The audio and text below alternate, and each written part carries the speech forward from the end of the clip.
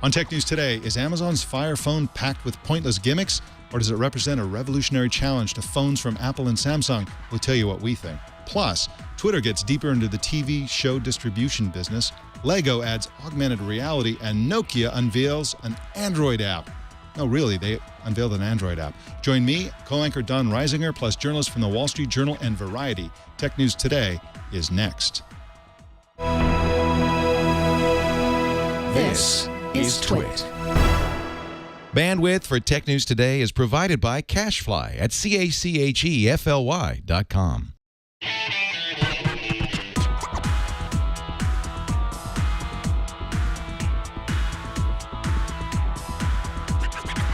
This is Tech News Today for Thursday, June 19th, 2014. This episode is brought to you by Squarespace, the all-in-one platform that makes it fast and easy to create your own professional website or online portfolio. For a free 2-week trial and 10% off, go to squarespace.com and use the offer code TNT. Tech News Today is the show where we talk about the tech news with the journalists who report it. Welcome to Tech News Today. I'm Mike Elgan. Jason Howell is off this week. Anthony Nielsen is filling in for Jason behind the curtain. I'm joined today by co-anchor Don Reisinger. Welcome, Don Reisinger. Hey, how are you?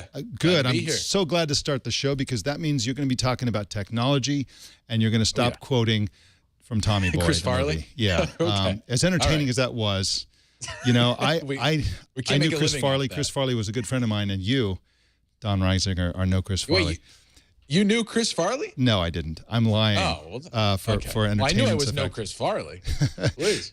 Well, so weird day today. I think hell may have freezed over. BlackBerry reported quarterly profits, small ones, but it's better than losing money. That was kind of a shocking turn of events. Yeah, huge, right? I mean, no one expected it. No one saw this coming. Not even the street, you know, and the street's always right. The street, they're usually right on. Yes. Yeah, definitely. But no, I think it's good news for BlackBerry. I mean, who wants to see BlackBerry die off? I don't, at least. I think that the focus on the enterprise is a good move. I think John Chen's doing a pretty good job as CEO, and hopefully it continues. I think they've got a lot of difficulty heading in the next several quarters, but at least a brief ray of sunshine here, which isn't so bad coming out of Canada. That's right, and BlackBerry fans could use that kind of sunshine. So could Canada. Well, let's jump into the news. Amazon rolled out a new smartphone yesterday called the Amazon Fire Phone. We covered it here live, Leo and I, and also Andy Anatko. That was a lot of fun doing the event. There were some semi-surprises. The outlines of this were heavily rumored. But Don Reisinger, I'm going to talk about some of the features here, and let's try to get to the bottom of whether or not these are gimmicks or these are powerful features that are going to make Amazon even richer than they already are. Let's start with Firefly. Now, Firefly is Amazon's Uber label for a collection of recognition technology. So they threw in barcode scanning, image recognition, song and TV recognition, and other things into a single kind of branded bucket called Firefly. The idea is that you generally point your phone or you just turn on Firefly and it recognizes sounds, barcodes, products, things like that. And in cases where the recognized object or the recognized content is purchasable by Amazon, of course, Amazon will make it super easy for you to just click to buy. They've got your credit card, they got your address.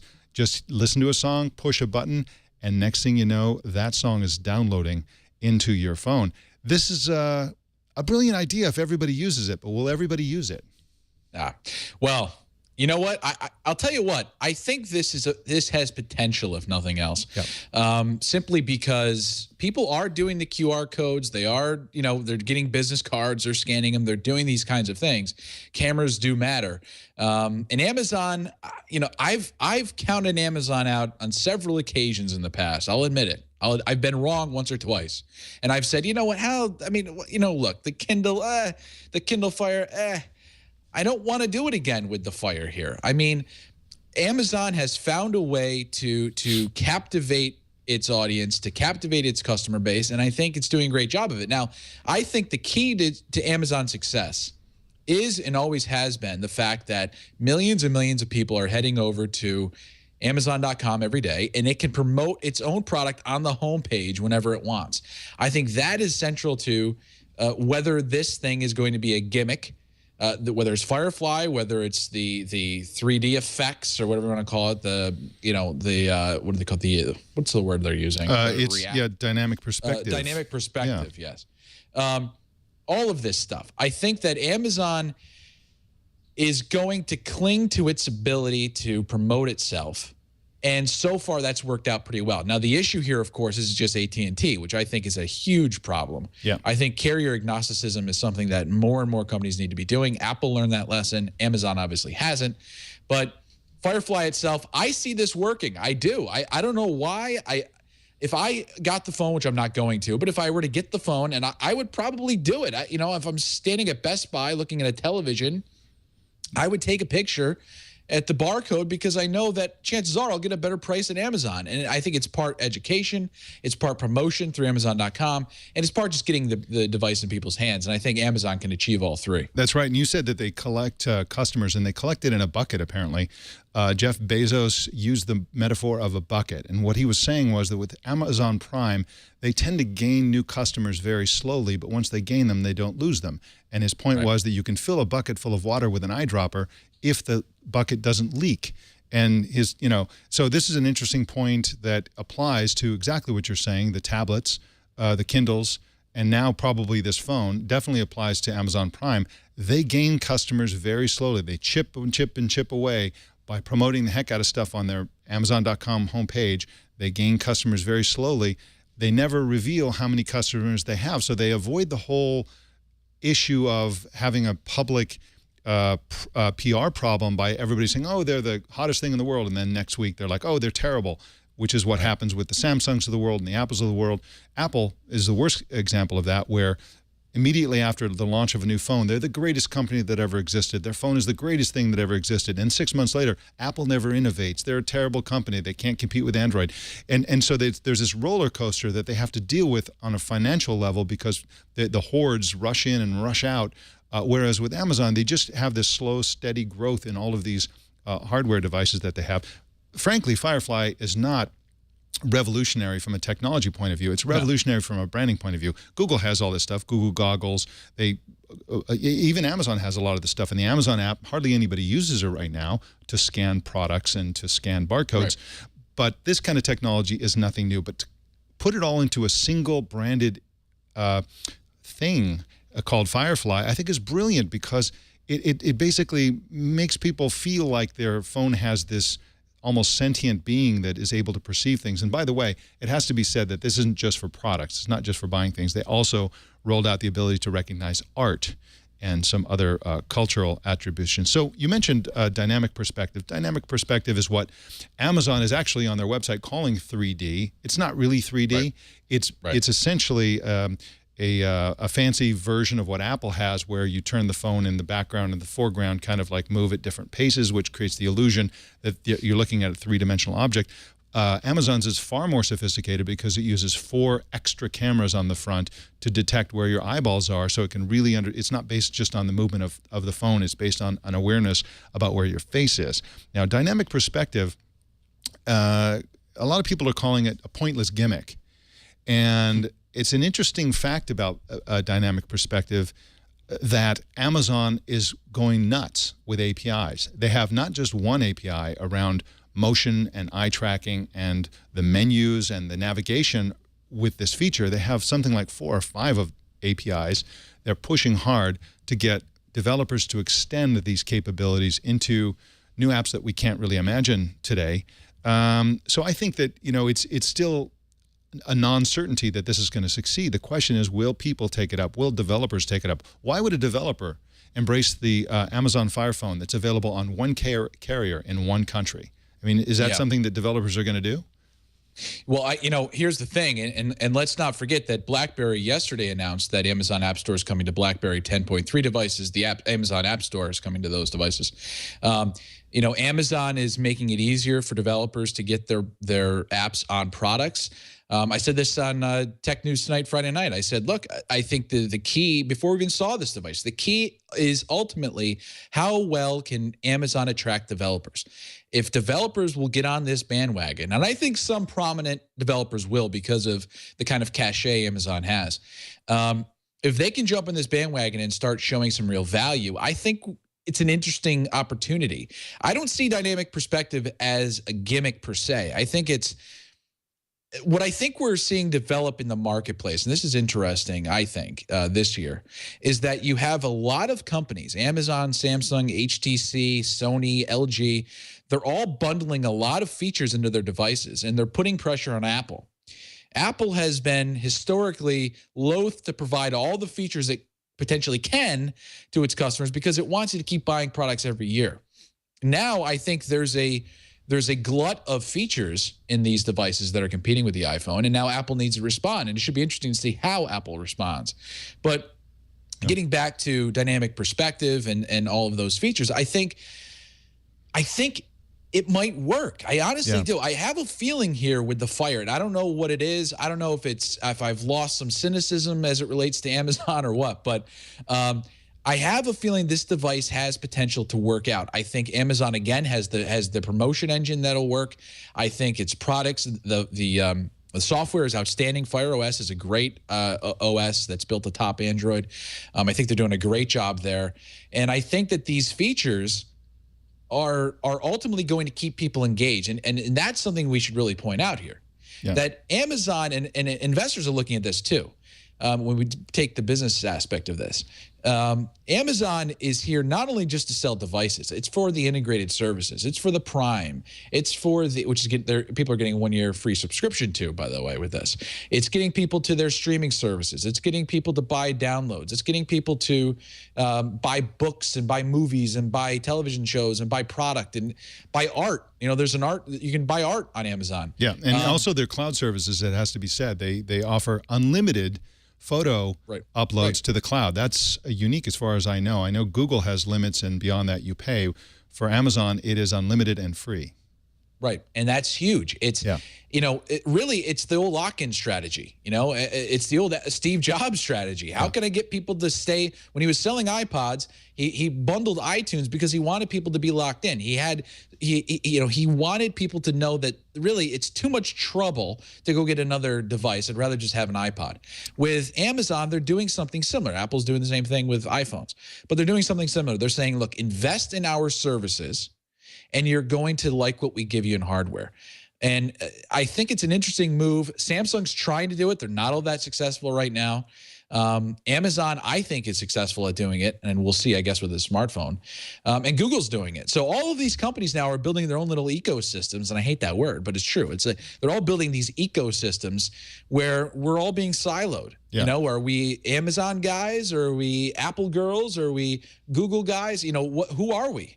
And we're going to invest in products based on that. And that's an interesting concept and something that I think we'll need to keep a close eye on. I personally can never figure out whether I'm an Amazon guy or an Apple girl, but that's my own struggle. I know the answer to that, but I mean, I'm not going to say it out loud. Now, one of the interesting things about this is the question, which always comes up nowadays, is over privacy and whether your personal information is being exploited or what's happening with the personal information. And so for people, you know, some people don't mind this stuff. They're willing to give up a lot of personal data in exchange for relevant ads or relevant marketing. Other people tend to freak out about this. And if you're one of these people who freaks out about privacy, you should be freaking out about this phone.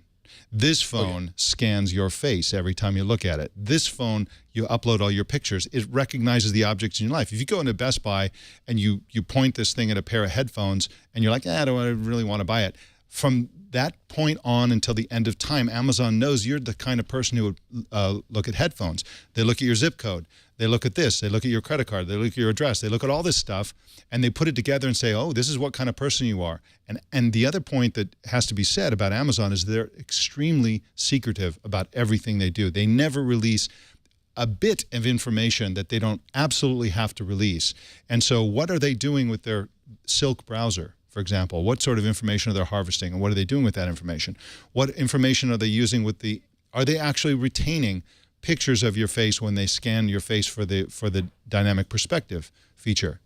They haven't said one way or the other. Do we know whether they're doing that or not? Are they, you know, this actually enables, if you think about it, three-dimensional face recognition, which is the secret sauce for face recognition. You look at the FBI's database for face recognition, it's based on multiple perspectives, and they build a kind of 3D model of the face to do better face recognition. So, you know, I tend to be lean toward the side of not freaking out about privacy stuff. But if you're not like that, freak out about this phone. This is the biggest product that has ever existed for harvesting personal information about you, your biometrics, your history, combined with everything else that Amazon already does. It also has to be said that a phone takes a couple, 3 years at least to develop over time. And it's clear that they borrowed a lot from the iPhone on this thing, glass front and back, and they made it small to hold in one hand. Even Apple's moved beyond these concepts. They're going to be coming out with a bigger phone this year. They have abandoned the glass on the back, but here Amazon is sort of stuck in the iPhone 4S world with some of these features. It's a fascinating thing. You know, the price is reasonable. We all thought it would be heavily subsidized. Maybe it is. Who knows? But it's really not that special in terms of the price. $199 for the 32 gig version, $299 for the 64 gig version. Both of those with a contract on AT&T. $649 contract free. These are not super low prices. These are not super high prices. They're on the high side, actually, especially for Amazon. As you said, it comes with a 12-month membership to Prime, unlimited cloud storage for photos, and this is running Fire OS 3.5, which is a forked version of Android 4.2 Jelly Bean. So, you know, this is a major phone, even if it's not huge in the market, simply because Amazon is a force to be reckoned with, and this is their one and only phone. So we'll be watching this carefully. We'll try to somehow figure out how many they're selling and how it's doing in the market. But we got to move on from this story. This is a fascinating story. I could talk about this for hours. All day, Mike. Yeah, I can talk to you all day. And I could talk to you too, Don. And maybe we each get a phone and we can call each other and talk about this. Great. I'm actually tempted by this phone. I mean, it's probably not going to be perfect out of the box, a 1.0 release. But I don't know. It's just there's something fascinating about this particular collection of features that I'm intrigued by. So at the very least, we'll be testing it as soon as we can get our hands on it here at Twit. Well, in just a sec, we're going to find out how Twitter is getting more deeply embedded in the world of distributing television. But first, I want to tell you about the single greatest place in the world to build a website, and that, of course, is Squarespace. I've been talking about Squarespace long before I had a show to talk about it. I love Squarespace because it's super easy to build a beautiful website that never goes down.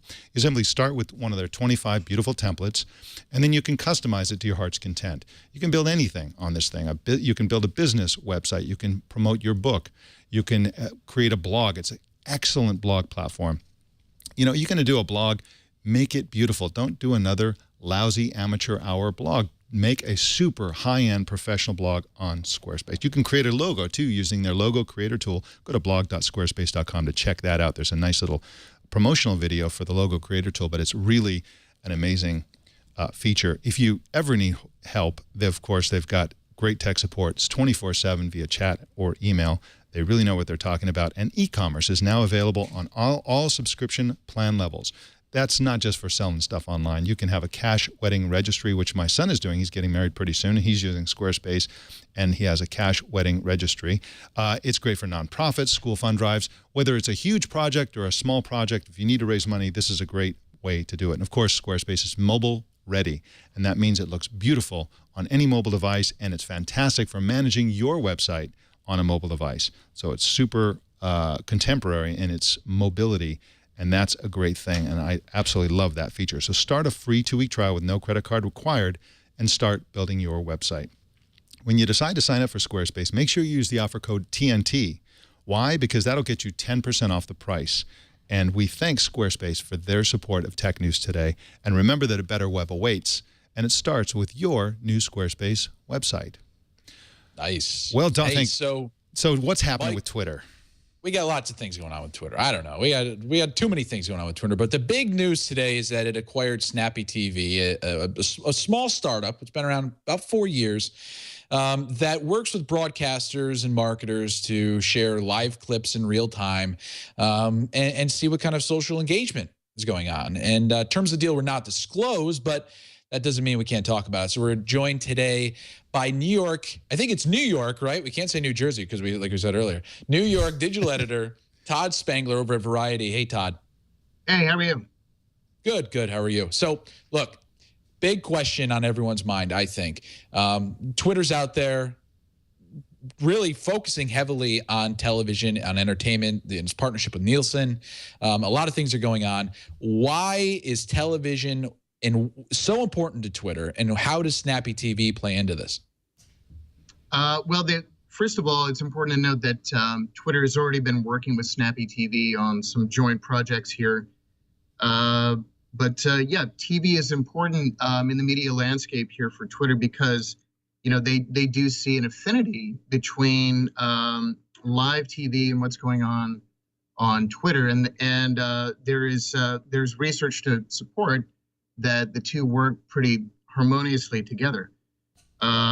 So, anything and everything that Twitter can do to bring more TV content, more TV partners, more networks, more advertisers into the Twitter ecosystem is something they're interested in. So this acquisition, it's not very big. Snappy TV is a relatively young startup. So this is going to be incremental to the efforts that they already have underway to bring video to the Twitter platform. Yeah, Yes, this is related to the Twitter Amplify program. Can you tell us more about that and what Twitter's out to do there? Yeah, Twitter Amplify is their effort to promote tweets and target them to a specific set of Twitter users, and they're sponsored by a brand advertiser, and it's pitched as a way to extend the power of TV advertising to a social network, and it makes sense, how much upside there is on these sort of ancillary programs on Twitter. Remains to be seen, but anything that is above and beyond what the TV audience already sees is going to be a good thing and something of value to advertisers and networks alike. So everything that the networks can do to really amplify the message is something that they're interested in, and they're doing this. Twitter has all the four big broadcasters signed on in various stages, and they're doing different programs with them. Univision is doing a big program with them with the World Cup. And in fact, Univision is using the Snappy TV system to bring real-time highlights from the World Cup matches to Twitter, and those are sponsored by McDonald's and State Farm. So, they see it as a win-win across the board, and makes sense. I guess the question is how intrusive is this going to be seen by the Twitter audience? How big is the reach, in fact? So those are questions that remain to be answered. But again, anything above and beyond what the networks already see in terms of exposure on TV is something they're going to be interested in. Yeah, Todd. So once again, we're joined by Todd Spangler, New York digital editor over at Variety. Todd, big question here. Going back, let's bring it back a little bit to the context. I mean, a couple of years ago, we heard that Twitter, which was at about 200 million users, was going to be at 400 million users by now. It's nowhere near that. It's at about, I think, 250. Revenue is not really great. Profits are non-existent. They've lost significant amount of cash over the last year. Is this really going to be the thing that helps Twitter become profitable, or is it going to attract more marketers and more broadcasters? I mean, I think the issue is Twitter's losing lots and lots of cash here every quarter. And I think they've gone all in on the TV side and the entertainment side, thinking that that's the future. They've been doing it for a while now. There's been no indication that it's necessarily working. Do you think this acquisition can somehow change the tide and fix things? Well, first of all, I don't think Twitter sees TV as the single savior of or the driver of their growth going forward. It's one of their pillars, and they're focused on it for sure. They've seen their COO resign last week, and their head of media, Chloe Sladden, has stepped down as well. So they are in the midst of some high-level changes there at Twitter. As you point out, their growth on the user front is not what they expected. It's not what they want, and they're trying to drive that up. And I think TV is one element of what they see will drive their growth in the future, but it's not everything. They see Twitter as a real-time conversational platform for anything and everything you want to talk about, brand-related or otherwise. And it's certainly important. I think there is some evidence that it helps the TV networks, and I think they're getting support on that front. But again, how big and how vast the reach is, and how truly amplifying Twitter can be for the networks is something that everybody's monitoring pretty closely. I think Twitter is a kick-ass platform for what they call event television, like the Oscars or the World Cup or whatever, stuff that's live everywhere at the same time. They really need a lot more work in doing a sort of asynchronous television, which is really the future of television. People watch a show that maybe aired 2 or 3 days ago, but they want to watch it at the same time and interact socially with friends who are on the other side of the country. That's a killer app that nobody's really gotten right, and I think Twitter really needs to do that. Todd Spangler is the New York digital editor at Variety. He's at Variety.com, and you can find him on Twitter at xspangler. Todd, thanks for joining us on Tech News today. Thanks a lot, Todd. Thanks, Mike. All right. Thanks, Don. Well, Lego introduced today a new product line called Lego Fusion. It combines plastic bricks with mobile games running on either iOS or Android. Wilson Rothman is the personal tech editor for the Wall Street Journal and joins us to explain this interesting new product. Welcome, Wilson. Thanks very much for having me. So how does Lego Fusion work exactly? Well, 3 of the games work with start with bricks, right? It comes with a package of bricks around 200 to 220, and the kids build a facade to a building.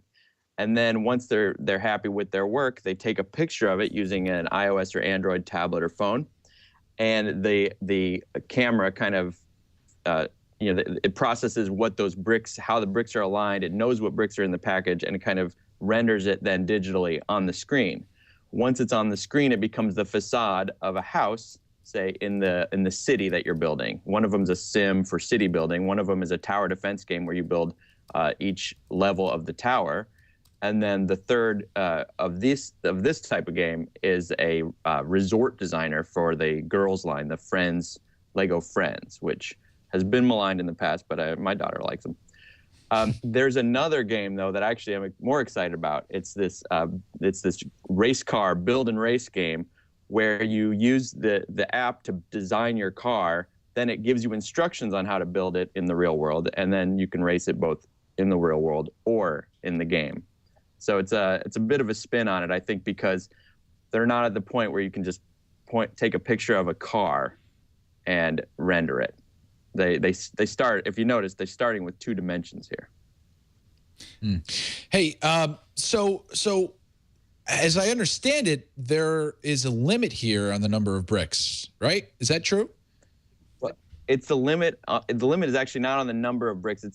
There's two limits. One is the types of bricks. They only recognize the bricks that are in the package. But what Lego told me was if you had 100 of a certain kind of brick, like on your own, that just happens to be identical to the ones in the package, you can build with all of them. The other limit is on dimensions. You can only get 16 levels up because of the way they actually said the level that was set, because if the kid holds the tablet too far back, they won't be able to, it won't be an enjoyable experience. So they based it on that, and of course on the dimensions required for the game. But you can build some do you think that'll fun, weird change? stuff. Do you think that'll change? I mean, do you think that'll change? Yeah. I mean, is that part of the growth strategy here? That right now it's 16, but next year it'll be 32. I mean, what do you think? Well, I mean, I think of it more this way. My son likes to build. He's 3, so he's still on Duplos, but he builds this thing called a speed jet, and he builds it out of these yellow pieces. It's always a kind of a different configuration of some kind of airplane.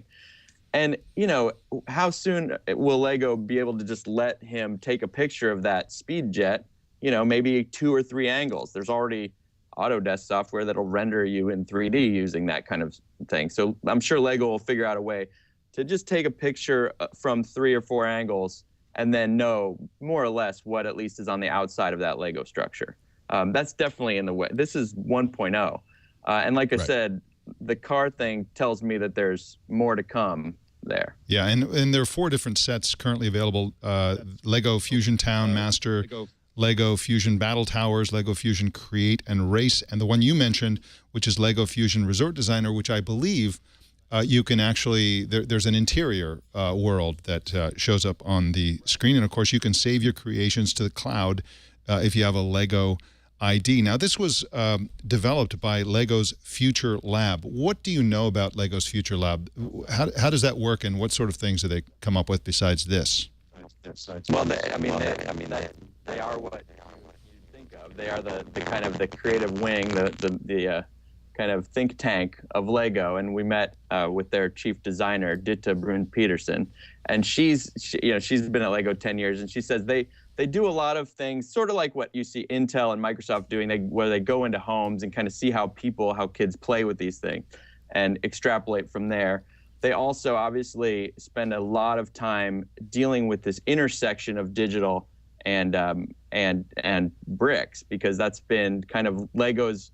It's been a boon for Lego, but also you can tell it's been their frustration point.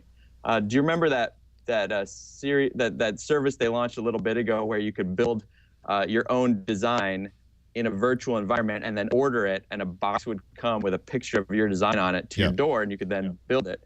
They ended up canceling that in 2012, kind of quietly. I was poking around the other day, and sure enough, they canceled it because it had gotten so popular that they couldn't scale up.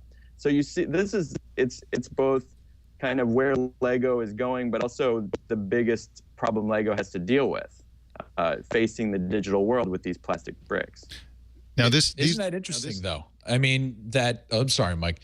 Isn't it interesting that, Lego has been able to do something that, quite frankly, other toy companies haven't? I mean, they've been able to bridge that gap, to find a way from, the old days when I was just building these little things, whatever you want to call them, right, to now finding a way to leverage this new technology. I think that's something that few companies, you go to Toys R Us today, you look at all the toys out there. I mean, few companies are doing the kind of innovative things Lego is. And is that something that you think we'll be seeing more and more of as time goes on? Are people going to look at Lego and say, okay, we need to follow that lead and try to find a way to be innovative with technology and, real world toys?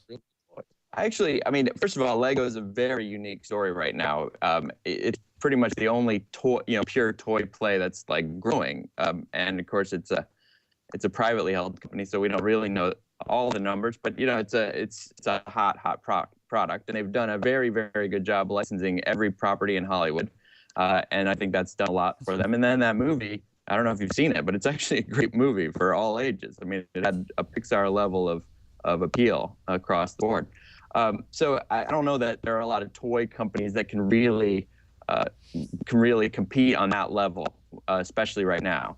But what I do see, what I really find encouraging, are products like Little Bits. Have you seen Little Bits? It's this it's kind of like a series of chips that you line up, and they can create different things. Like my kids can create a flashlight or a push button alarm or a joy buzzer for their hand, And you see a lot of these technologies coming out of corners where it's the MIT Media Lab meets the toy store, And I think we're going to find some interesting things there. I don't know if the traditional toy companies are going to be able to do it, but obviously if it's popular, they'll start co-opting that. Yeah, the Lego movie was great, but I think that some of the actors had plastic surgery, which kind of bothered me a little bit.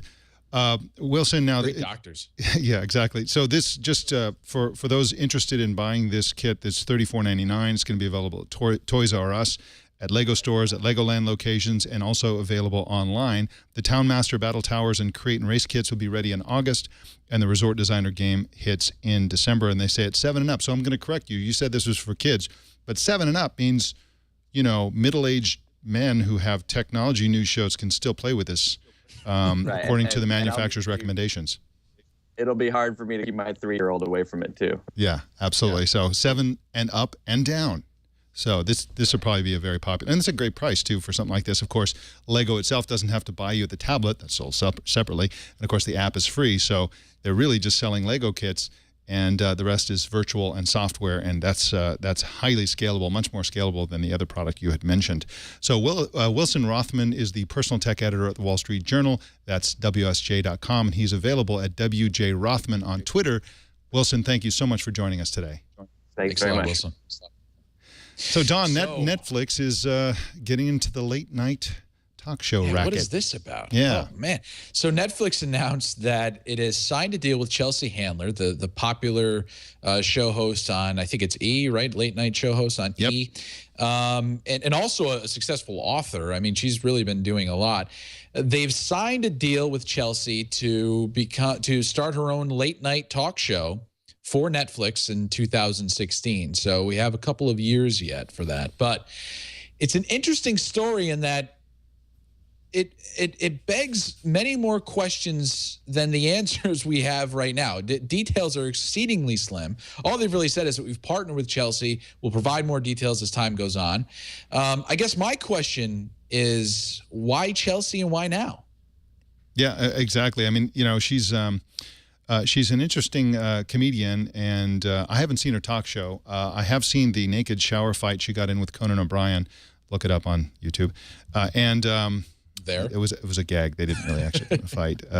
It was actually quite hilarious. But it's interesting that they want to be a TV station. And of course, I always whine and complain about the same issue whenever I see companies like Netflix doing their own content, which is that we're going to get to a point very soon, if we're not already there, where it's impossible for any human being to legally get all the shows that they want to see.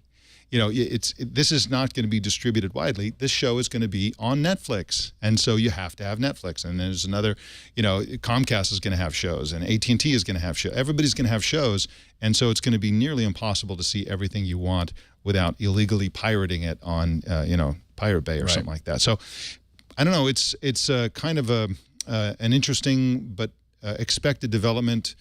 The trouble is, I think I think this is going to be problematic for them because late night programming really demands mass audience. You can't. It's very difficult to. You either have to succeed completely and become a cultural meme and a cultural phenomenon, or you wither and die. I don't know how Netflix by itself can have a successful late night talk show format. I could be wrong about that, but I just don't see that this working as a cult phenomenon commercially. On the other hand, their goals for it may be very different from the network goals. Yeah, and that's the thing. I think this is an odd move for what you say. It's almost as if Netflix says, gee, we're watching Fallon, Kimmel, Colbert. We're getting into this.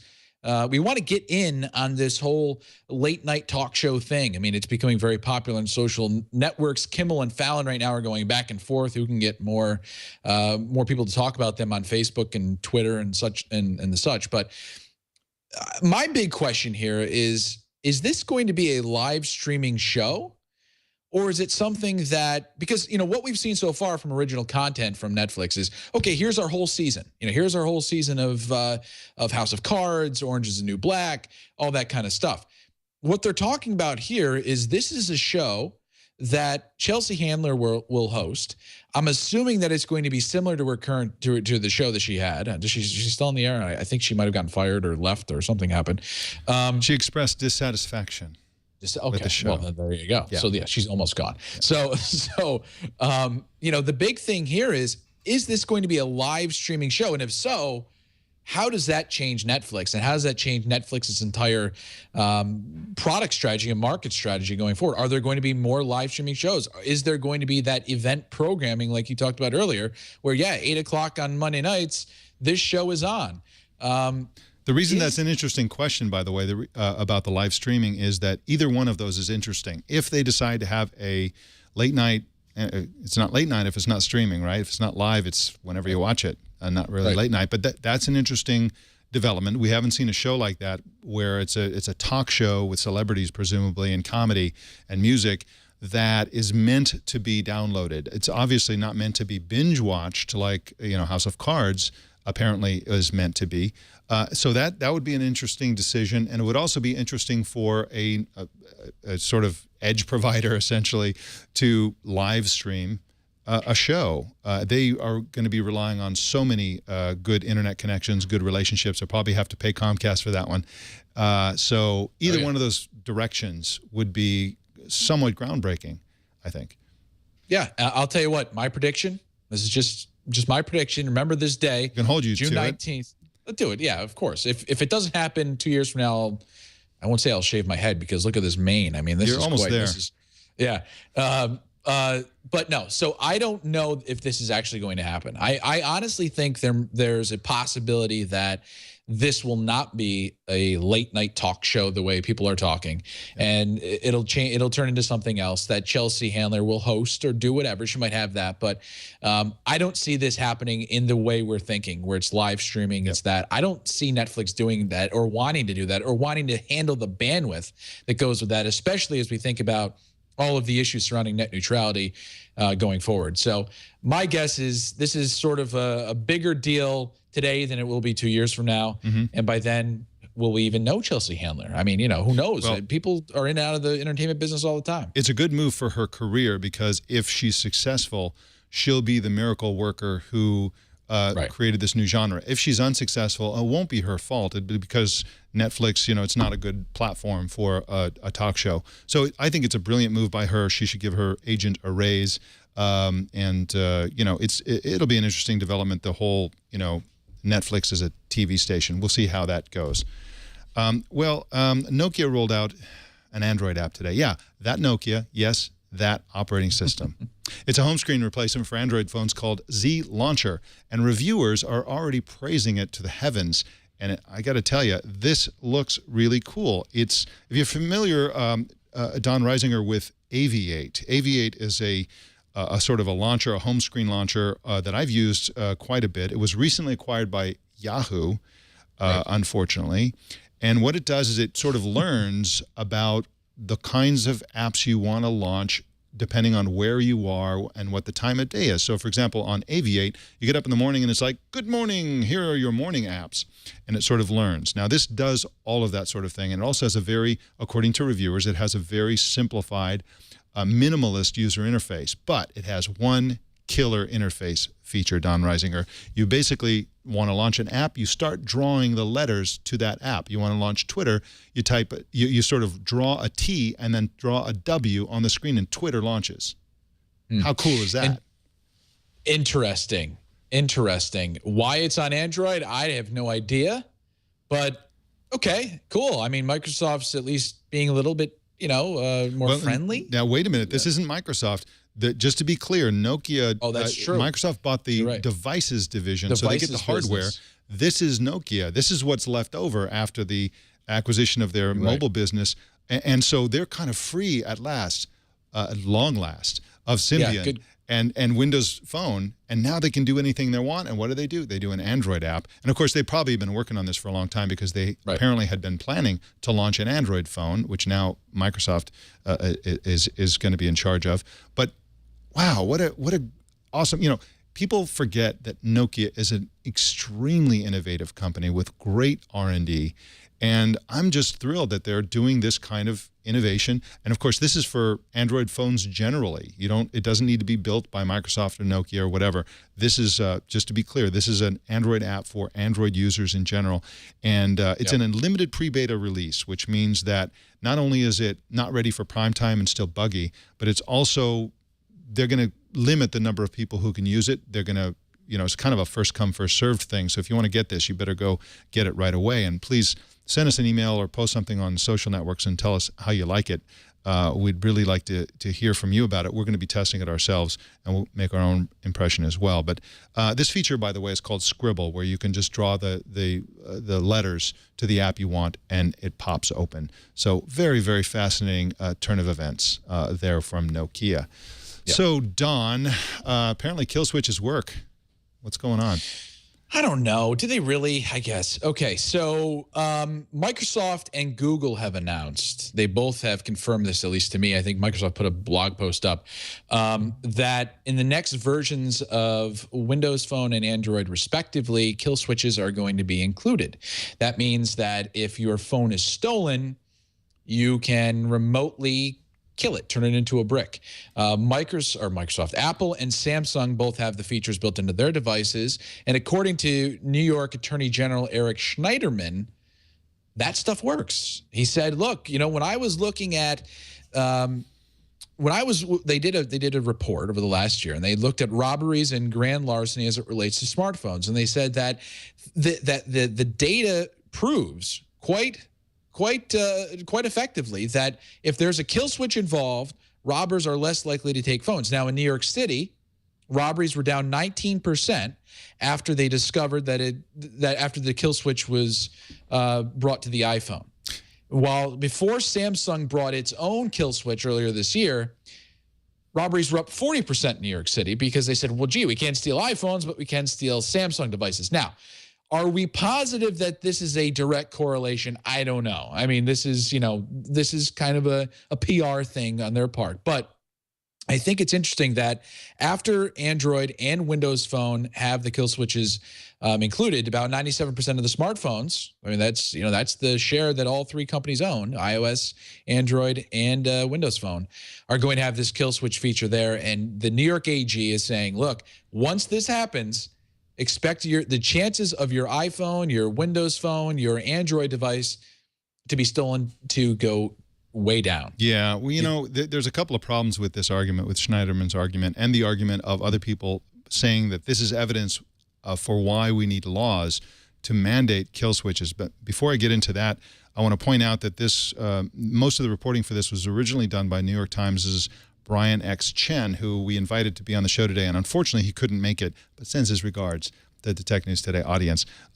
So kudos to him for getting the bulk of this story. Others, such as yourself, Don, have added a lot more context and so on to this story.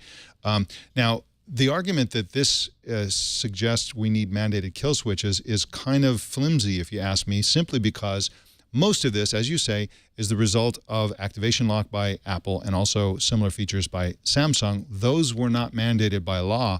Those were offered as features, and users selected phones based in part on the availability of those features. And this is driving the rate of crime down. This actually opposes the view that you need mandatory kill switches, because here's this huge effect being happening in actual crime based on the voluntary efforts of both smartphone makers and on their buyers. And so maybe we don't need kill switch laws. This suggests to me that we may not need them. Maybe it's enough for it to be a voluntary and optional feature on smartphones. Yeah, well, and that's the thing. The California Senate has gone back and forth on this. It was first thrown out. They said, nah, we don't need that. Now they've said, no, we do need that. And a lot of local governments are going back and forth, the state governments. But it does beg the question, do we really need it? If these companies are going to go out there and try to fix this problem on their own, then so be it. But my big question, I guess, is how long until this is overcome by these hackers, too? I mean, it's a solution and worse than that, how long until they use it to shut down our phones when we don't want them shut down? Right, exactly. And this is, I think, the biggest issue with the security space right now. This is something I've brought up in the last couple of weeks, and I think it's very true that the malicious hackers are winning this fight. They're winning the war very, very easily, and the security community is far behind. And I think it'll be only a matter of time until something happens with this feature where, like you said, either they get around the activation lock or they just say, you know what, we'll just shut down your phone and you'll have to pay us to open it back up. Ransomware happens all the time. So where do we stand with this? I think it's an interesting thing. Android, Microsoft, or Google and Microsoft doing this. But again, I guess the cynic in me is just waiting for this to be overcome and for all hell to break loose again. Well, the sunny optimist in me is thrilled that crime is actually these crimes are going down. I mean, I believe that the activation lock feature on the iPhone just hit in September, and already it's having a big dent in crime. So that is good news, especially for all the people who weren't victimized by this kind of theft. You're so optimistic. Yeah, I know. mean, come on. I'm looking at this going, what the hell, 19%? It could be anything. Who knows? They might have been home, the robbers. They might have been home, not going out. Well, but they're saying this. You're too optimistic. As somebody who had his iPhone stolen in Spain, I just feel badly for I was like freaking out. I was trying to find a Starbucks so I could cancel credit cards and all this kind of stuff because my iPhone was in a holder that also had all my credit cards and stuff. So I had to cancel my credit cards, but I didn't have a phone, and I was in Spain. So it's a painful thing to have your phone stolen one way or the other. So it's good that this is actually having an effect. Well, a TNT fan, Paul France, emailed us about yesterday's report on Facebook's new Slingshot app. And here's what he had to say. He said, "I'm surprised that Facebook has not taken the high road when it comes to Snapchat lookalike Slingshot." This is the one we reported on yesterday. That is that they should tell people that the app is like Snapchat, but they don't have to share their contacts. In other words, the secure and private version of Snapchat. This would go well with the message Facebook was pushing at the F8 conference. The message is that privacy is what Facebook is all about. The thing is that I currently do not use Snapchat because I'm concerned with what they'll do with my contact information and whether it's safe or not on their servers. And so his point is that he's already, Facebook already knows their list of contacts. So why not just stick to the contacts we already have on Facebook, or at least communicate what you're doing with this information, make Slingshot the secure version of Snapchat, and that could be a killer feature. I think that's a great point. I think that would really resonate with a lot of people, although they don't want to bring a lot of attention to the whole area of, private information being harvested by Facebook, the company, whether it's on their apps, whether it's on Facebook or whatever. So I don't know, but it is a good idea, and I think that users should kind of demand that sort of thing from more companies. Yeah, and Mike, I got to ask you real quick, one quick question. Tell me if I'm just losing it, but I feel like this year has been a huge year in more and more people realizing that privacy matters. I think last year with Edward Snowden, it started to happen a little bit and it creeped its way up. And I think now we're at this point where a lot more people are saying, geez, I have all this information out there. I have it in all these apps. I have it in all these internet sites. I have it everywhere. At what point do these companies start looking out for me? And I think that I think could be the next frontier for any company that wants to be successful. It's we're actually looking out for your privacy and going above and beyond. It goes back to what we were saying about Amazon with the data that they might be culling, Facebook and that whole thing, Google. What company is going to step up and say privacy really, really, really matters to us? I'll tell you what company. I'll tell you what company that's going to be. It's going to be Apple. It already is Apple, and the reason is that they don't make a significant portion of their revenue through advertising. They make it from hardware sales, and they don't need to. And so they're going to. You see it at WWDC. You already saw it. They're going to stick it to the Googles and the Facebooks and the Amazons of the world who are harvesting data like crazy.